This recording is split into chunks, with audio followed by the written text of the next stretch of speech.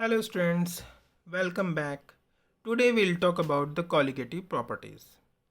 Colligative properties actually are those properties which depends on the number of the solute particles. They depend on the number of the solute particles. Are you getting me? But these kind of properties don't depend upon the nature of the solute. Okay? किस पे depend करती हैं? ये सिर्फ number of solute particles पर depend करती हैं, ये नेचर पे डिपेंड नहीं करती. किसी सोल्यूशन बनाने में, जैसे ये सोल्यूशन है, हमने वाटर लिया, अगर हमें एक सोल्यूशन बनाना है, अगर हम इसमें चाहे ग्लूकोज डालें, NaCl डालें, ये मैटर नहीं करता इन क्वालिटेटिव प्रॉपर्टीज़ पे. क्या मैटर करता है कि कितना ग्लूकोज डाला है, कितना NaCl डाला है. ओके, ये मैटर नहीं करता कि हमने इसमें ग्लूकोज डाला है सोल्यूशन बनाने में या NaCl डाला है. किस पे डिपेंड करता है? उनके नंबर पर डिपेंड करता है. So in short, qualitative properties are those properties which depends on only the number of solute particles and they don't depend on the nature of the solute. So there are four kinds of colligative properties. Number one is the relative lowering of vapor pressure, and we have already talked about this relative lowering in vapor pressure when we were just talking about the Raoult's law. Second is elevation of the boiling point. Third is depression of the freezing point, and the fourth one is osmotic pressure. So one by one we'll talk about different kinds of colligative properties. Today we will start the elevation of boiling point kind of colligative property. Okay class? Now just before entering into elevation of boiling point, we'll have to understand what is the meaning of boiling point. So class, boiling point, it is a temperature. It is a temperature at which the vapor pressure of the solution becomes equal to the atmospheric pressure. Listen, there is a liquid, okay, and we start heating this liquid. So this liquid will start forming vapor. Are you getting me? This liquid will start forming vapor, and if this liquid is forming vapor, the vapor will exert the pressure. Are you getting me? This is the liquid. Liquid means it is a kind of solution. Okay, solution को हमने heat किया. जब हम heat करते हैं solution को, it will form its vapor. If it is forming vapors, vapor will exert a pressure, and that would be considered as vapor pressure of the liquid. Are you getting me? We have already talked about this vapor pressure of the liquid. जितना हम temperature बढ़ाते हैं, इसका जितना हम temperature बढ़ाएंगे उतना ही इसका वेपर ज़्यादा बनेगा, उतना ही वेपर प्रेशर बढ़ता जाएगा. Okay, we are increasing the temperature, more vapour is formed, more vapor is formed. If more vapor is formed, it means the vapor pressure would be more. Are you getting me? And at a point, at a particular temperature, a point comes when the vapor pressure of the liquid becomes equal to atmospheric pressure. मतलब हम इसको heat करे जा रहे हैं, इसका vapour pressure liquid का बढ़ता चला जा रहा है, बढ़ते एक ऐसा पॉइंट आया जहाँ पे इसका जो वेपर प्रेशर था वो किसके इक्वल हो गया? ये एटमॉस्फेरिक प्रेशर के इक्वल हो गया. तो जिस टेम्परेचर पर, the temperature at which the vapour pressure of the solution becomes equal to atmospheric pressure, उस टेम्परेचर को हम बोलते हैं उसका boiling point. Like we know the boiling point of water is 100 degrees Celsius. What happens at 100 degrees Celsius? The vapor pressure, water will form the vapor. When we are heating the water, it will form the vapor. जब water vapour बनाता रहेगा तो उसका vapour pressure भी होगा. जितना हम temperature बढ़ाएंगे उसका वेपर प्रेशर कंटिन्यूसली बढ़ रहा है. बढ़ते उसका वेपर प्रेशर बढ़ते एक ऐसा पर्टिकुलर पॉइंट आया, हम टेम्परेचर बढ़ा रहे हैं, वेपर बढ़ रहा है. 100 डिग्री सेल्सियस पर उसका वाटर का जो वेपर प्रेशर था it becomes equal to atmospheric pressure. तो इसलिए उस टेम्परेचर को, जिस टेम्परेचर पे एटमॉस्फेरिक प्रेशर इक्वल्स हो जाए विद द वेपर प्रेशर, तो उस टेम्परेचर को हम क्या बोलते हैं? उसका बॉइलिंग पॉइंट. तो वाटर का बॉइलिंग पॉइंट क्या होता है? 100 डिग्री सेल्सियस. एक बार और मैं आपको बता दूं, हम जैसे जैसे लिक्विड का सोल्यूशन का वेपर बढ़ाते हैं, आई मीन टेम्परेचर बढ़ाते हैं, टेम्परेचर बढ़ाते बढ़ाते उसका वेपर बढ़ेगा, and as the vapour forms the vapour pressure would be increased. Okay, vapour है तो वेपर प्रेशर होगा।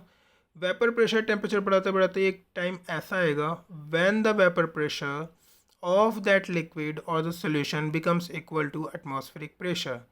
At the point, I mean when this point comes, वो पर्टिकुलर टेम्परेचर, जिस पर्टिकुलर टेम्परेचर पे ये पॉइंट आता है, उस टेम्परेचर को हम बोलते हैं उसका बॉइलिंग पॉइंट। अब बात करते हैं हम, सेकेंड पॉइंट है elevation of the boiling point. अब हम बात करते हैं elevation of boiling point. Listen, when non-volatile component is added to the solvent, the boiling point of the solution formed increases. This is called elevation in boiling point. मतलब suppose ये हमारा water है और water का जो boiling point है, this is 100 degree Celsius. Everyone knows this. Suppose इस liquid में, suppose in this liquid if I am adding non-volatile solutes. Do you remember non-volatile solutes? Non-volatile solutes के example है glucose, glucose है, sugar है, salt है. These are non-volatile solutes. This is water. Water boils at 100 degree Celsius. लेकिन हमने इसमें, इस water में हमने इसमें non-volatile solute डाल दिए और इसका एक हमने solution बना लिया. Now this solution will boils, I mean किस पर बॉयल करेगा? ये बॉयल करेगा at a temperature which is more than 100 degree Celsius. Are you getting me? और जब ये मोर देन 100 डिग्री सेल्सियस पर बॉयल करेगा तो क्या हुआ? इसका बॉइलिंग पॉइंट इंक्रीज हो गया, क्योंकि पहले ये 100 डिग्री सेल्सियस से बॉयल कर रहा था, now it is boiling at a high temperature. So this elevation in the boiling point is called elevation of boiling point. Are you getting me? Initially it was the water which was boiling at 100 degrees Celsius. If we add some non-volatile solute in it like sugar और salt, so ये water पहले 100 degree Celsius से boil कर रहा था, अब ये 100 degree Celsius से कुछ ज़्यादा टेम्परेचर पे बॉयल करेगा. कितने पे करेगा? सपोज 101 पे, 102 पर, 105 and even it may be 110. I mean 100 से ज़्यादा किसी भी टेम्परेचर पे ये बॉयल कर सकता है. Okay, so what is happening in this process? The boiling point of this solution is going to increase. This is called elevation in boiling point. Now the question is why this is happening? जब हम non volatile solute किसी water में dissolve करते हैं या किसी solvent में dissolve करते हैं तो उस solvent का जो boiling point है वो elevate क्यों हो जाता है? ये अब भी 100 डिग्री सेल्सियस पे boil क्यों नहीं कर रहा? ये ज़्यादा टेम्परेचर पे boil क्यों कर रहा है? What is the reason behind this? So now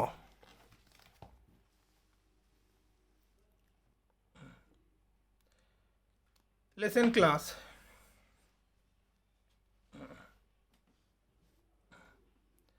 What is happening here? Suppose this is a kind of solution, okay? And in this solution we are having these what? Non-volatile solutes. ये जो हमारे orange color के हैं, these are non-volatile solutes. This liquid is forming the vapor, okay? But due to these non-volatile solutes, ये जो liquid है हमारा, जो सॉल्वेंट है, इसके पार्टिकल्स ऊपर वेपर की फॉर्म में आएंगे, लेकिन ये आने से पहले ही नॉन वॉलेटाइल जो पार्टिकल्स हैं उनसे कोलाइड करेंगे. There would be the collision, ये स्ट्राइक करेंगे उनसे. सो जैसे जैसे ये पार्टिकल ऊपर आने की कोशिश करेंगे, as these particles will try to come up in the form of the vapour, these जो नॉन वॉलेटाइल सॉल्यूट पार्टिकल्स हैं they will obstruct the way, okay. और इस कॉलिजन की वजह से ऐसे जैसे ये आ रहा है, जैसे ये वेपर आ रहा है, इसे रोकेंगे इस तरीके से. सो क्या होगा? वेपर ऊपर नहीं आ पाएगा, ओके. और जिसकी वजह से क्या होगा? वेपर रिड्यूस होगा. Are you getting me? इसमें when we are having the water and we dissolve the non volatile solute, these non-volatile solute particles will obstruct the way of the particles of the solvent or water, जिसकी वजह से वो ऊपर नहीं आ पाएंगे और vapour उनका रिड्यूस हो जाएगा. Are you getting me? Vapour reduce होना मीन्स जब वेपर ही कम बन रहा है तो vapour pressure will also reduced. जब वेपर प्रेशर रिड्यूस होगा तो ऑब्वियसली बॉइलिंग पॉइंट भी रिड्यूस होगा। Now listen why this is happening. Listen, non volatile solute we have dissolve non volatile solute. Non volatile solute की वजह से क्या होगा, जो वेपर है इनका, वो वेपर प्रेशर इनका कम हो गया। Why? Non volatile solute will obstruct the way, जिससे वेपर कम बना। वेपर कम बना तो वेपर प्रेशर भी कम हो गया। जब वेपर ही कम बन रहा है तो वेपर प्रेशर भी कम होगा। अब ये वेपर प्रेशर कम हुआ, सपोज हम वाटर का एग्जांपल लेते हैं। Water was boiling at 100 degree Celsius initially. Okay, so it means at 100 degree Celsius of water, जो वेपर प्रेशर ऑफ वाटर का था वो इक्वल हो जाता था एटमॉस्फेरिक प्रेशर के। Do you remember I told you, तभी 100 डिग्री सेल्सियस से बॉयल करता था। Water is boiling at 100 degree Celsius because at this point the vapour pressure of the water becomes equal to atmospheric pressure. अब हमने इस water में कुछ non volatile solute डाल दिए। नॉन वोलेटाइल सॉल्यूट डालने से क्या हुआ, इसका वेपर प्रेशर हो गया रिड्यूस। वाटर का वेपर प्रेशर हो गया रिड्यूस। वेपर प्रेशर रिड्यूस होने से इस पर क्या इम्पैक्ट पड़ता है कि अगर हम अब इसको 100 डिग्री सेल्सियस पे बॉयल करते हैं, आर यू गेटिंग मी, ये सोल्यूशन है। अब हम इसको 100 डिग्री सेल्सियस पे अगर if you are boiling this solution at 100 degree Celsius, इसका वेपर प्रेशर रिड्यूस हुआ क्योंकि नॉन वोलेटाइल सॉल्यूट हमने ऐड किए थे इसके अंदर नॉन वोलेटाइल सॉल्यूट ऐड किए, जिसकी वजह से इसका वेपर प्रेशर रिड्यूस्ड हुआ। तो 100 डिग्री सेल्सियस पे पहले वाटर का वेपर प्रेशर एटमॉस्फेरिक प्रेशर के इक्वल हो जाता था, लेकिन क्योंकि अब इसका वेपर प्रेशर रिड्यूस हो गया तो अब इसका जो वेपर प्रेशर है वो एटमॉस्फेरिक प्रेशर के इक्वल नहीं होगा 100 डिग्री सेल्सियस पे। क्यों? क्योंकि इसका वेपर प्रेशर जो था it is going to reduce. Are you getting me? So suppose इसका हो गया 0.8 एटमॉस्फेरिक प्रेशर हो गया, 1 नहीं हुआ, 1 होता है ना एटमॉस्फेरिक प्रेशर, 0.8 हुआ, कम रह गया। तो अब हम क्या करेंगे इसमें, अगर हम इस सॉल्यूशन को और हीट करें, अगर हम इस सॉल्यूशन को और हीट करें, आर यू गेटिंग, और हीट करें, तो पहले हम 100 डिग्री सेल्सियस पे जब इसको बॉयल करते थे तो इसका जो वेपर प्रेशर था लिक्विड का, it is not equal to atmospheric pressure. क्योंकि इसका वेपर प्रेशर रिड्यूस हुआ तो जो वेपर बन रहा है उसका प्रेशर एटमॉस्फेरिक प्रेशर के इक्वल नहीं हो पा रहा है 100 डिग्री सेल्सियस पे, क्योंकि इसमें हमने नॉन वोलेटाइल सॉल्यूट डाल दिए हैं, जिसकी वजह से वो ऑब्स्ट्रक्ट कर रहे हैं किसके, वेपर की, लिक्विड के वेपर को ऊपर जाने के लिए, जिसकी वजह से वेपर प्रेशर रिड्यूस हुआ।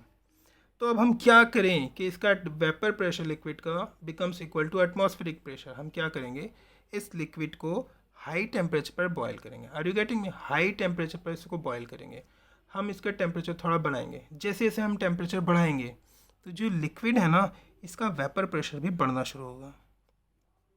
Are you getting me? जैसे जैसे हम टेम्परेचर बढ़ा रहे हैं, टेम्परेचर बढ़ाएंगे तो इसका वेपर बनेगा। जितना टेम्परेचर हम इस लिक्विड का बढ़ाएंगे उतना ही इसका वेपर बनेगा। जितना वेपर इसका बनेगा उसका वेपर प्रेशर भी बढ़ता चला जाएगा। Are you getting me? तो वेपर प्रेशर बढ़ता रहेगा, एक टाइम ऐसा आ जाएगा जब वेपर प्रेशर इसका जो है लिक्विड का, it will becomes atmospheric pressure. तो 100 डिग्री सेल्सियस पे तो ये बॉयल हो नहीं रहा है, ओके, क्योंकि इसका वेपर प्रेशर एटमॉस्फेरिक प्रेशर के इक्वल नहीं हो पा रहा है। बट हमें इसे थोड़ा और बॉयल करना पड़ा, ओके, कितना बॉयल करना पड़ा, more than 100 degree Celsius, okay, और तब जाके इस लिक्विड का vapour pressure is becoming equal to atmospheric pressure and at this point the liquid starts boiling. तो ये किस पे स्टार्ट हो रहा है, the temperature which is more than 100 degrees Celsius. So it means the temperature is increasing. This increased temperature, suppose अब ये 102 degree Celsius पे बॉयल हो रहा है, पहले जो था वाटर वो 100 डिग्री सेल्सियस पे बॉयल हो रहा था, तो कितना टेम्परेचर हमें इसमें एक्स्ट्रा बढ़ाना पड़ा है, 2 डिग्री सेल्सियस हमें टेम्परेचर इसमें बढ़ाना पड़ा है, ताकि इस लिक्विड के जो वेपर प्रेशर है becomes equal to atmospheric pressure. So कितना टेम्परेचर हमें बढ़ाना पड़ा, 2 degree Celsius temperature we have to increase. So this increase temperature is called elevation in boiling point. Are you getting me? This is called elevation in boiling point. Now we'll talk about this graph. This graph is showing, this x-axis line is showing the temperature and this y-axis line is showing vapor pressure. Okay, now listen, there are two lines. One line is representing the solvent and the orange line is representing the solution. Okay,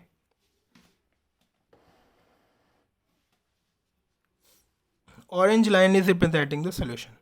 Now listen, as we are increasing the temperature, as we are increasing the temperature, ये temperature increase हो रहा है, वैसे ही जो ये हमारा solvent है इसका vapor pressure भी increase हो रहा है. Temperature increase, vapor pressure increase.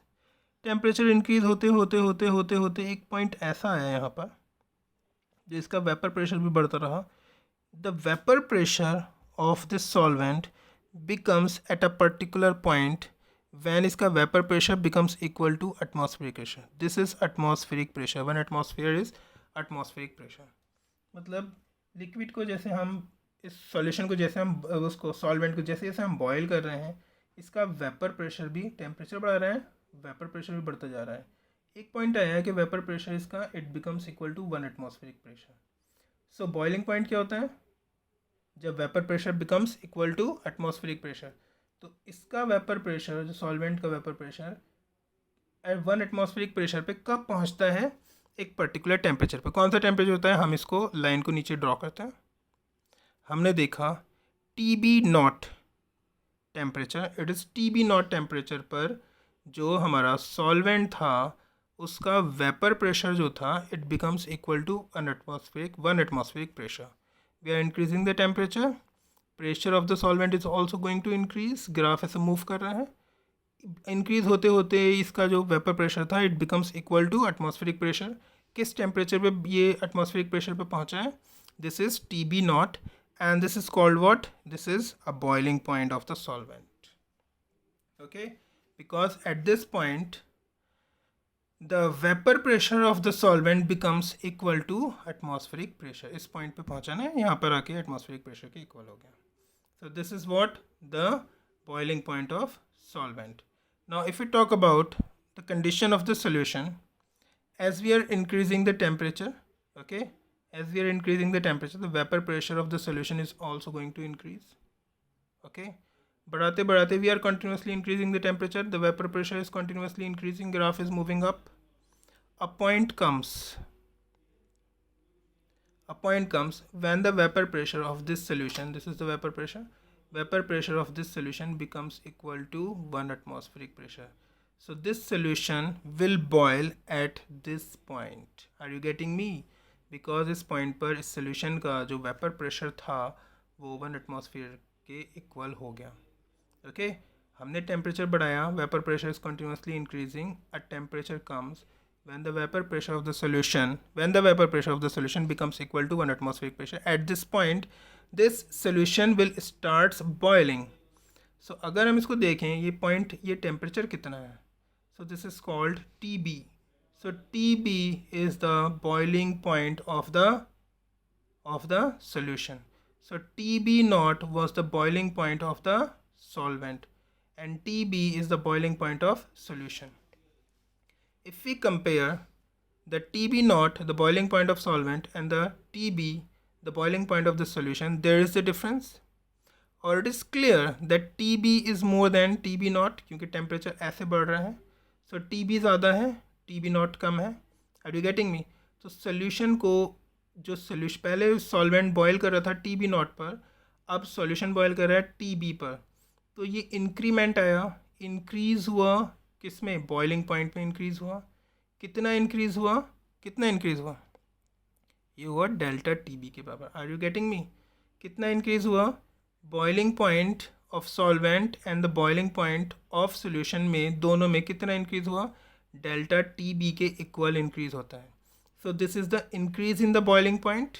Okay, this is the increase in the boiling point. This increase in the boiling point, this difference between the boiling point of the solution and the solvent is called elevation in boiling point. So elevation in boiling point is what? delta TB. So delta TB is what? Delta TB is the difference between the boiling point of the solution and the boiling point of the solvent. Boiling point of the solvent and boiling point of solution.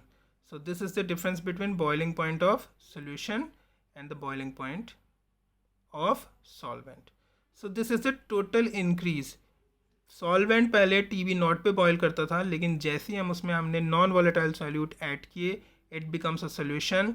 Now the solution is boiling at TB, temperature at TB. तो इतना अगर हम पहले इतने पे कर रहा था, तो अब इसमें इंक्रीज हो गया temperature. So this increase in temperature, this increase in the boiling point is considered as the elevation in boiling point, and this is equal to TB. Delta TB is equal to TB minus TB naught. So TB naught is what? It is the boiling point of solvent, and this is what? It is the boiling point of solution. Boiling point of solvent, and this is boiling point of solution. This elevation in boiling point, okay, it is actually directly proportional to the molality of the solution. This elevation in boiling point is directly proportional to the molality of the solution. And if we remove this proportionality sign, we'll have to put a proportionality constant here. So the elevation in boiling point becomes equal to the Kb, or you can say the elevation constant and molality. This Kb, ये जो proportionality constant है, इसके 3 names हैं. What are 3 different names? This is also known as boiling point elevation constant, or this is also known as molar elevation constant, and this is also known as ebullioscopic constant. Ebullioscopic constant. Okay.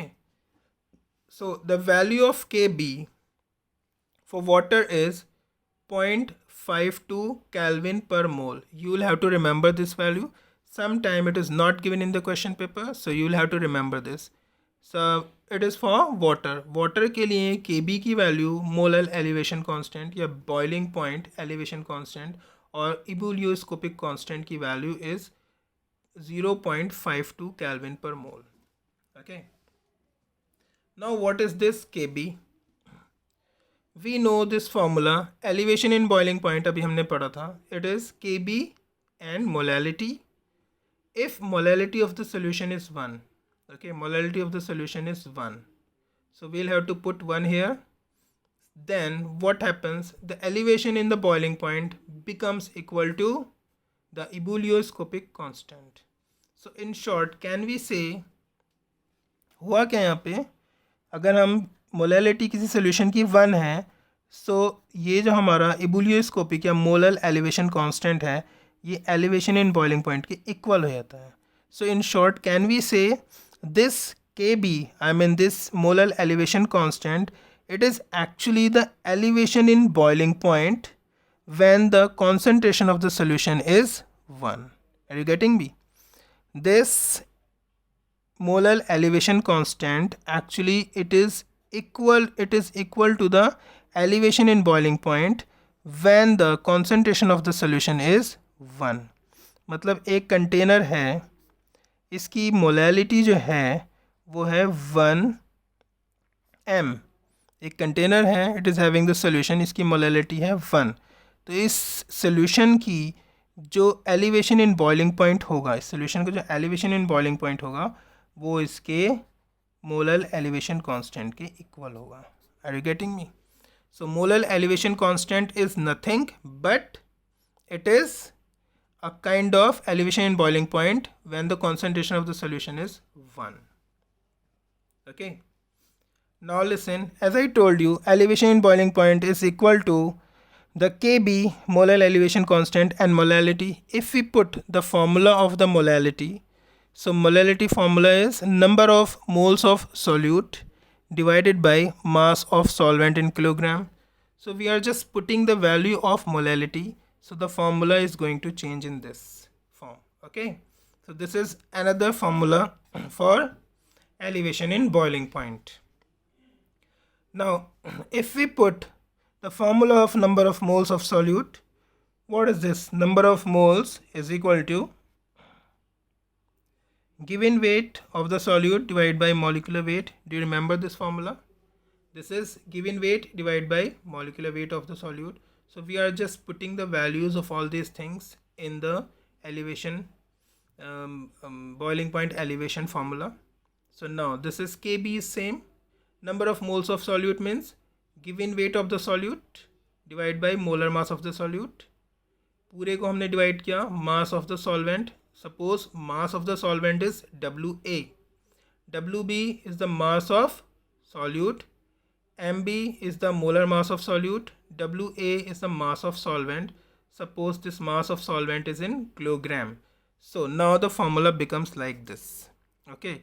So elevation in boiling point is equal to Kb molar elevation constant into mass of solute divided by molar mass of solute into mass of the solvent. So this is our formula.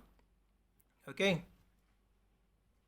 And class lesson, it was all about the elevation in boiling point. If you have any doubt, you can ask me and you can put the comment below. Okay.